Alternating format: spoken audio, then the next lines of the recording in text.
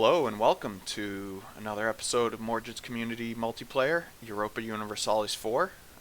As you can see from the map, we've stepped into the fantasy land of Anbennar for session 1 here. As always, joined by the Martian. Martian, how's it going? Hello, it's going good. So, we're taking a look right now, great powers of the world.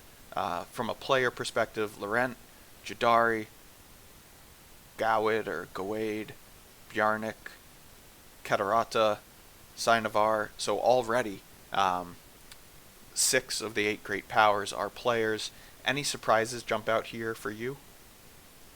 I think we saw some really good sessions from Var, the forest elves, as well as from Giarnik. So it's pretty good to see those already up there in the top 8 great powers.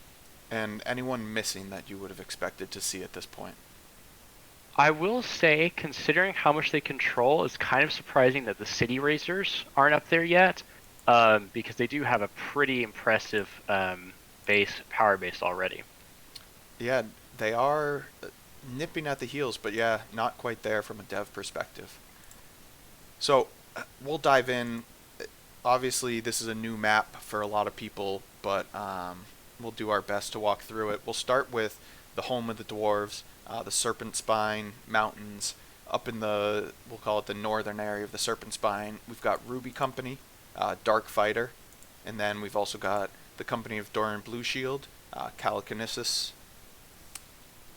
Any thoughts right away when you look at what they managed to accomplish starting as OPM adventurer bands? I think Ruby Company is already looking really strong. They've already got some good holds in their control. Really strong start, and they're going to be able to go and colonize the rails very quickly from this position. The Company of Durn Blue Shield, not a bad start. Probably a little slower than I would expect in that position, but still definitely not bad. Both of them, I mean, generally good start, and because of how much room they have to work with, they really have a lot of potential to grow. Yeah, it looks like Ruby Company's well positioned to form Era Natavir, however you say it, which is a really powerful mission tree and tag focused primarily around controlling the economy. Um, and they have a great trade node for it.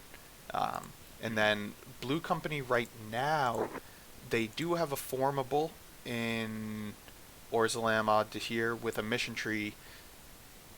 There is also the option to try to retake the land from the Shattered Crown.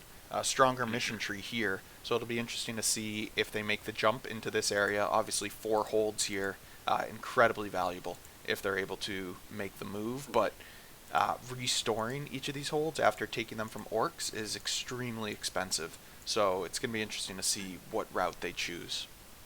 I will say that I think this region is decided by who gets to that center first, because even though it does cost a lot, those provinces are exceptional late game once you really start to get them developed, and especially as the dwarves, because you really can do so much to build them up. Yeah, some decent trade goods you already see here: a paper, a cloth, an iron province, and then obviously the mithril hold, mithril.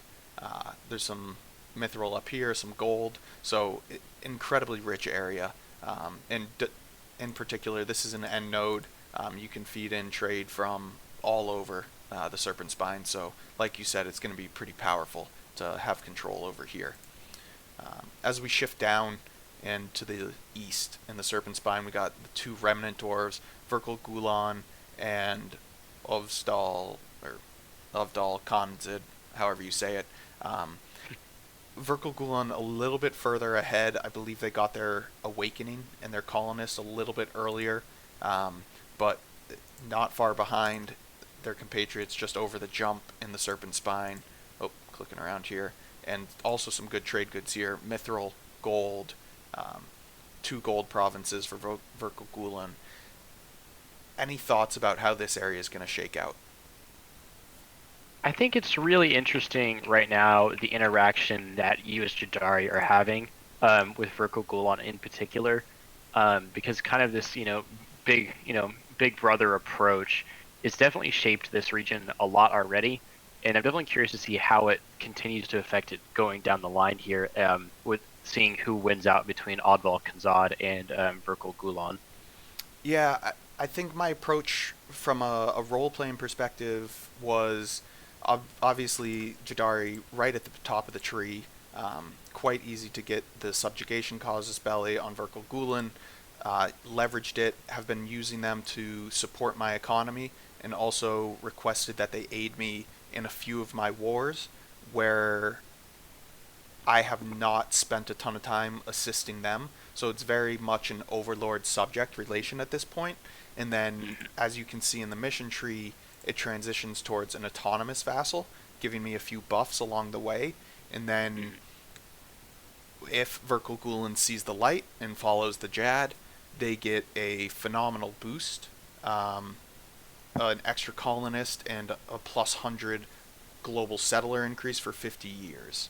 So my approach to it has been, okay, Verkal Gulen, you help me out, you give me some ducats, you support my war efforts, and then I make you autonomous. You continue to prove yourself, you can go fight your own wars, then we show you the light, and then once we're done with that, we split you off and you become an independent nation and you're off on your own, spreading the light throughout the Serpent Spine. Yeah, and I think it'll be interesting because without Fizz having those bonuses, I think he's gonna have a hard time being able to survive if there is any aggression from Verkal Gulan. It will be interesting from an aggression perspective. Obviously, Faceless not the most aggressive player, but economically he's in a stronger spot. Fizz also has the command lurking over his shoulder to the east, but Yeah. there's actually a decent number of holds packed in this area. If we do terrain map mode, we've got a hold down here, one up here, one out here. So if Fizz is able to consolidate and take out these AIs, he has a decent path to growth. Yeah, definitely. Especially if he really plays tall well, I think he can definitely scale nicely. Yeah, So, and obviously Verkal Gulen mission tree, a lot of focus around gold and wealth, whereas this has got some really powerful mission trees or mission bonuses around improving artillery, all the way to yeah, plus 20% already from back row if he's able to complete it. So it'll be interesting to see what he's able to do. definitely. And then as we take a step out of the Serpent Spine into the Bulwar region, obviously Jadari, a little bit of a coin flip start. You start off praying that Zoka, the nation that holds quite a bit of this land, declares war on you, and you beat their general in a battle, similar to the capture of the Emperor for Oirat and Ming in Vanilla. Unfortunately, that did not happen, so I had to go on the offensive, which made a few of the wars a little more painful, just because of the way the mechanics work out, with allies being called in if Zoka declares on you, versus having to go and fight Zoka's allies by declaring on them. But worked out pretty well in a relatively commanding position in this region. Unfortunately, Harpy Lynn had a strong start, but took one misstep. Looks like they bit off a little more than they could chew in a war, and it kind of spiraled. Galcalis was all their territory. It got released as a peace treaty at one point. So, is there anything stopping the Jadari in the Bulwar region, or is it going to have to wait until we get closer towards Kenor? I think it's a really fun position for Jadari because obviously you've assisted both Katara and Harpyland quite a bit, as well as Verkal Gulan. So you've got a lot of nations within your sphere of influence, but especially from the roleplay perspective of converting everyone to your religion, you have a lot of opportunity to work with players while still expanding your empire from an RP perspective. And then, obviously, a major threat to the Jadari, just north in the Forbidden Plains, alone without AE, the City Razor Centaurs, consolidated a tremendous number of the tribes right away. Currently sits number one from a manpower perspective, even though he is not on that great power list at 136 cap.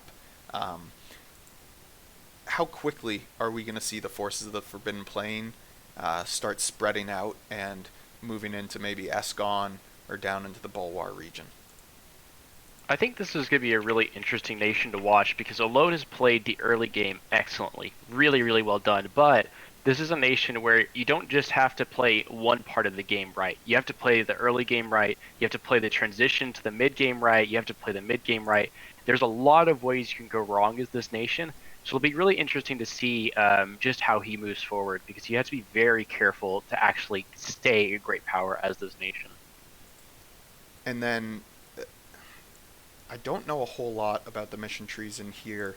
I know that these various ogre tribes do have missions. Unfortunately, due to a real life event, our player missed session one, but will be here hopefully week two and moving forward. Do you see them working together, the centaurs and the ogres, in a kind of monstrous versus non monstrous venue, or is Alone just going to roll this entire region? Knowing Alone as a player, I think Alone would probably prefer to work with that player and then, work with them to kill the surrounding nations. But I think lots of it comes down to how that orc player plays their Diplo. If they try to play nice with Alone, I think Alone will be more than happy to. But if they don't, then I think Alone will also be more than happy to kill them. So And then one last monstrous before we get back into some human nations, Myrmaw. A unique formable, almost like the Shrek. Um, it's a swamp ogre, relatively cool mission tree. Formable also has a mission tree. Oh, I believe it's actually at the end here. Um, it looks like they're in direct conflict with Doran Blue Shield. Um, how do you see it shaking out? Obviously, the dwarfs are in a slightly stronger position right now, but do you see conflict between these two in the immediate future, or because there is so much colonial land that this conflict may be a little bit further off? I think a lot of it comes down to the company of Durham Blue Shield and the Ruby Company, because Myra Maw is in a position that it is incredibly, incredibly difficult to actually be able to fight a war against either one of them and survive that, just because of how small their force limit is right now. They don't have a crazy amount of manpower, and even though they do have the ogre military, which is definitely not something to just ignore, they would still have a very hard time beating that many troops.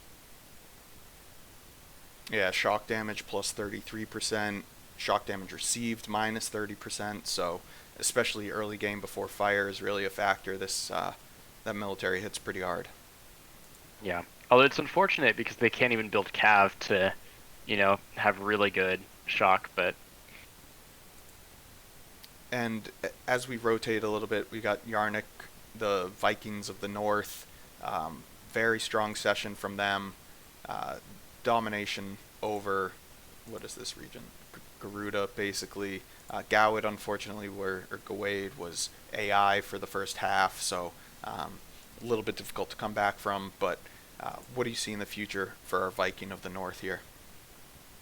I think knowing the player and knowing the position of the nation, I think it's going to be really fun to watch because I think he's definitely going to try and expand heavily to the south, but also I think he's definitely going to try to go and make a nice colonial presence in the two northern colonial regions of Delaire and Broken Sea. Yeah, we'll just show the New World, Delaire, Broken Sea, so basically your Canada equivalent. There's actually, unlike Canada, some great land from a development perspective. A ton of grassland here in this section, so you can have a relatively uh, rich colonial nation here. And also, way more importantly, for that nation in particular, if you look at their mission tree, they get a lot of free dev in that colonial region once they actually form the tag as they expand. Oh yeah, a lot of dev coming out, and some growth bonuses. So yeah, they could grow pretty quickly. Mhm. And then as we take a step into the Eskin area, we've got quite a few players packed in here. We have Corintar, we have Small Fellows, we have Blade Breakers, and then we've got the Wood Elves. If I had to say outside the Empire, obviously, this is probably one of the most contested areas and ripest for player versus player conflict in the near term future. Do you agree? I think definitely. I mean, because there's so much good land here, and no one really has enough land to stand well on their own. I mean, and it also lots of these nations enjoy early warfare, so I mean, it'll be interesting to see how it shakes out. And obviously, our wood elves cannot see out of the region yet. I assume pretty soon they will actually be able to. And you see already, we've got small fellows basically on their border. Um, yeah, it looks like right here. Yep, there's one province away to be colonized, and then they're into the wood elves' territory. Um, Blade Breakers seem to be the odd man out from an expansion path perspective. Corentar did a decent job boxing them out, and then Smallfellows, they'd have to move in on Clouded Eye and Heart Grinder to expand into AIs at this point. Do you think there's any hope for our orc friends?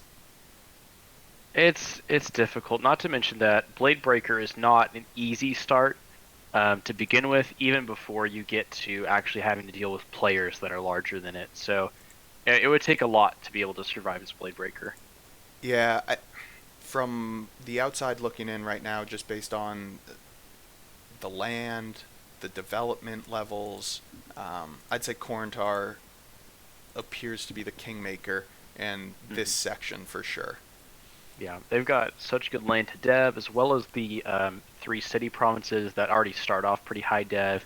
I mean, just really dominant position already. Yeah, over about 50 dev right here alone, so it'll be interesting to see. And now we'll shift into Western Canor, however you say it, where most of our players are located for this multiplayer. We have Goed, we have the Gnomish Hierarchy, we have Laurent, we have Vinal, we have Westdam, we have Istralor, we have Conwell, we have Telgir, we have Vern, we have Bolsolar. Um,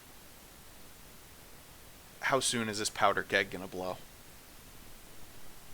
I think knowing the players, especially having Mordred on Laurent, I think we're gonna have players that wait for their wars a lot longer, and kind of try and expand a bit more slowly, and then even when they do into AI mostly. Istralor, for example, they're going to be expanding almost exclusively into like Wex. They're going to obviously go to Damesmere, but not a lot of players need to really fight each other here, and especially you've got nation like Vern is going a very colonial game. Buslar still has a good bit of AI conquest to go. So really, there's not a lot of reasons for anyone to fight each other just yet. Yeah, it's interesting. So Laurent still has a decent amount of expansion that it can perform, um, and what's important is it's also non-imperial expansion, and I'll get circle back to why that's important. But Rubinier still has quite a bit of land that Laurent can easily gobble up. Westdam did a pretty nice job expanding as well. A vassal here, um, as well as their personal union that they start with, um, the ability to expand up north into BPEC and uh, Exwis, and then they also moved pretty strong onto the island of Dames Ear. So it'll be interesting to see how soon the conflict between West Dam and Istalor pops up. Um, One important thing to note, Buselier, played by Kaiser, does not start in the Empire, is now currently in the Empire. Do you know what happened there? Yeah, so um, Buselier actually declared into the Empire, not realizing that he had declared into the Empire. And Istralor, while they had a problem with this, since this was an accidental thing, they thought like, okay, we'll let it go this one time. But even then, Buselier couldn't deal with all of the AI that was in the war, and so they lost several provinces, but were able to join the Empire, and so now they can work well with Istralor, and they're allowed to expand within the Empire now. So. Yeah, it's interesting. It's almost like one step back, but it actually makes their future expansion quite a bit easier if they're able Mhm. to respond. But something interesting to note, Keterata, our friend Bjornvar, very strong nation, economically relatively powerful, amongst the highest, I think the second highest probably player income behind Laurent. Um, Relatively large military as well.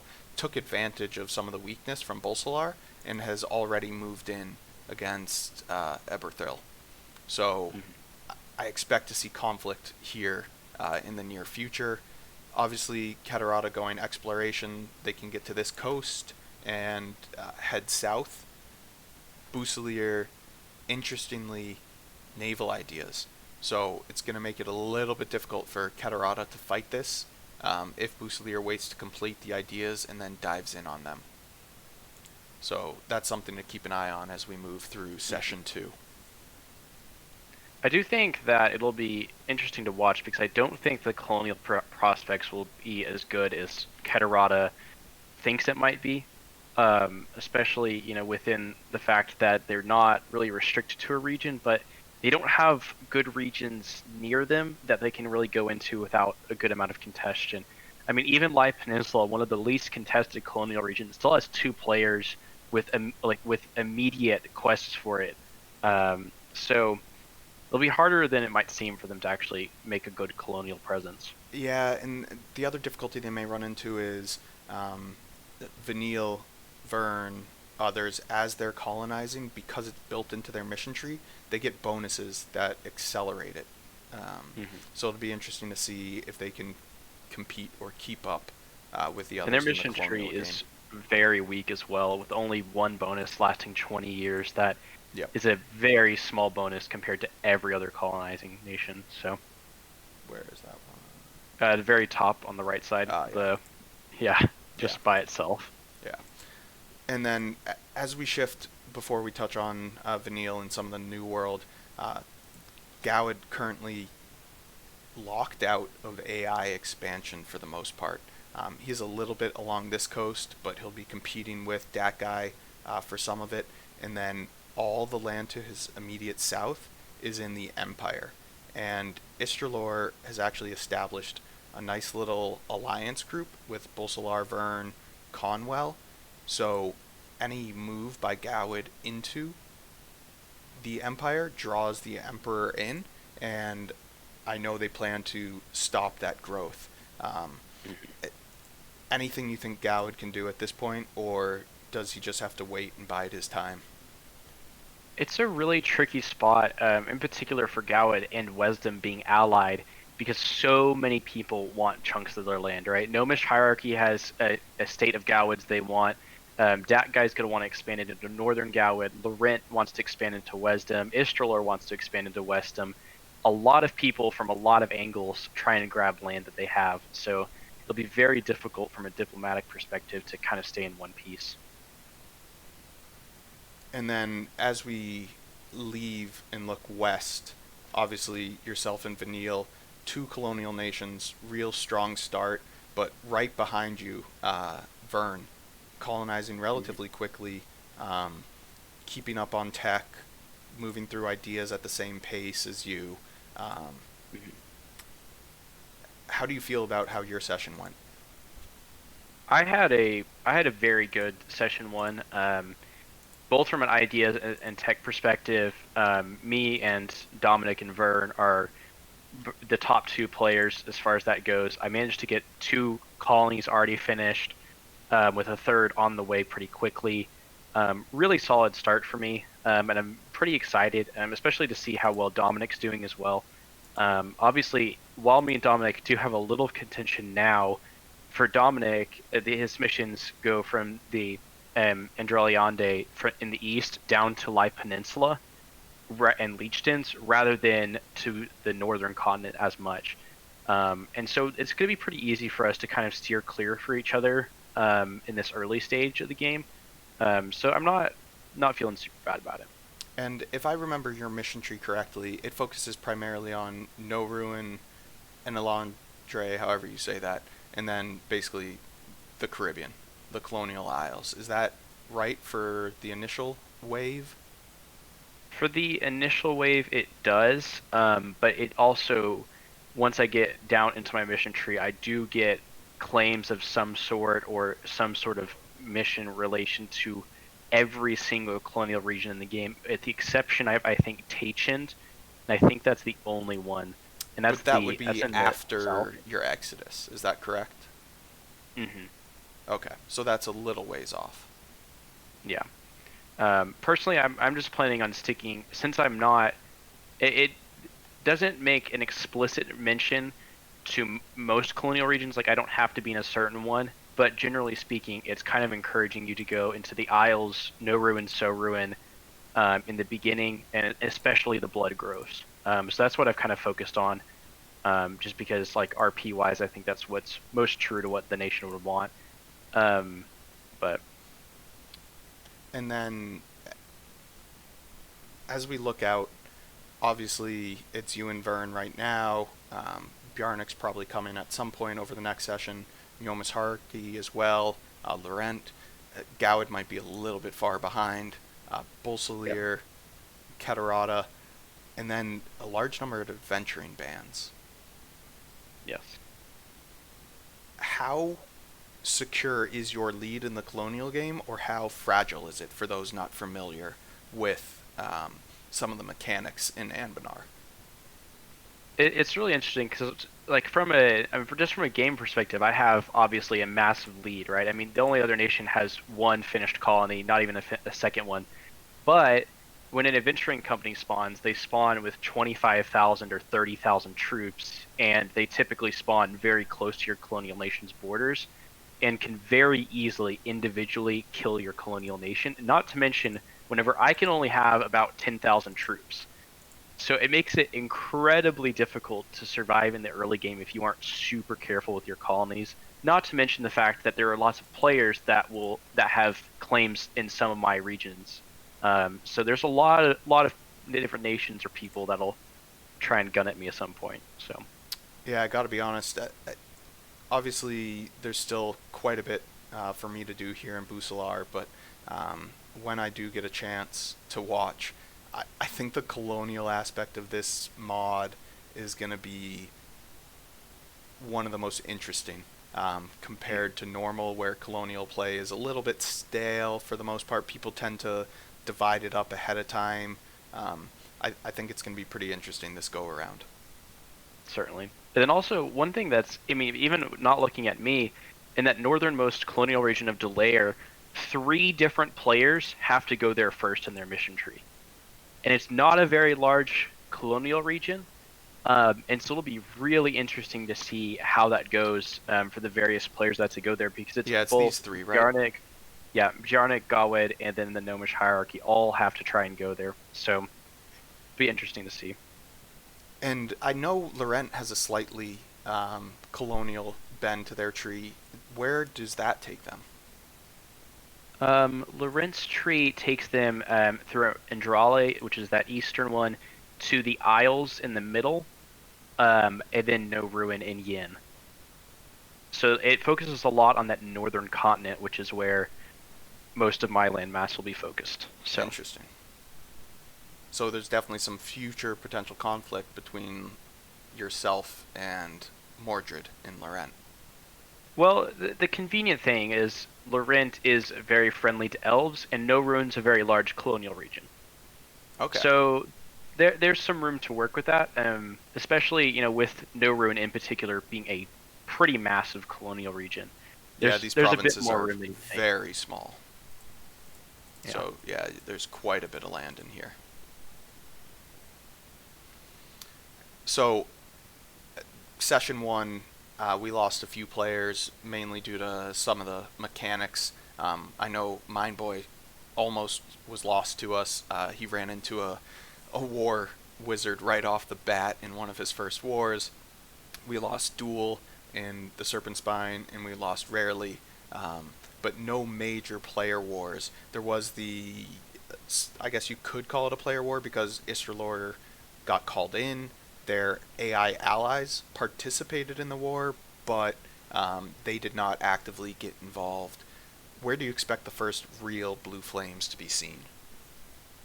I think it'll probably be centralized around either Wisdom or Gawed because I mean there's lots of that, and especially Wisdom because that land is strongly needed by many players. And so it's going to be really difficult from a Diplo perspective to be able to have enough to stay alive there. Yeah, Holy Victor and Wisdom played real strong. Um, I think unfortunately he just might be on the outside looking in. It seems like the folks on the other side of the bay here have created a pretty strong Imperial block, and then obviously you've got Laurent in the Gnomish hierarchy. Um, he's a And little not bit to mention, diplomatically isolated.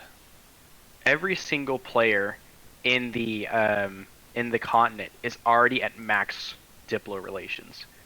So it's one of those things that you can't even look for more allies as Wisdom, because with Godwood alone they're already at their max, and even if they got rid of that, they couldn't find a player to replace it. So the blocks accidentally set themselves very early due to how low the Diplo relation slots allowed are. So Yeah, it's going to be interesting. Wisdom's another one, just off of that great power status, so real strong session from Victor. It'll be interesting to see how aggressive his neighbors get, or if he can continue to hold out and maybe consolidate a little more of this region to give himself a fighting chance. and the really hard thing for him is because of the fact that Godwood missed a session. His allies already a little weaker, but also as soon as he becomes a great power, there's no allies he can have. So Could always ally you, couldn't he? I'm already allied to a great power. Ah. So not to mention I, for RP reasons, do not care about his nation. So, genuinely do not. Yeah, I agree. I think the Wisdom, Isterlor, Laurent, Gowid, I think there's a lot of pressure for a player war soon here. I think Eskin will probably see one sooner rather than later. And then the Centaurs, they're going to come calling, I think, relatively soon. Whether they come down south or start working their way north, it's going to be interesting. But I expect to see some blue flames in the Empire for sure. Definitely. Anything I missed? Anything you want to touch on?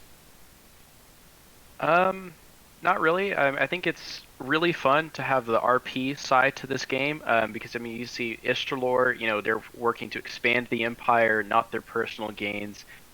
You've got all these colonial people going colonial that would normally never go colonial. So there's going to be a lot of fun in this game that you don't normally get to see in MP, both because of the mod and because of the roles we have behind it. So we're in for a lot of good times. Yeah, I'm excited. It's been fun, even though there's been limited player conflict so far. I think the mod itself provides quite a bit of fun.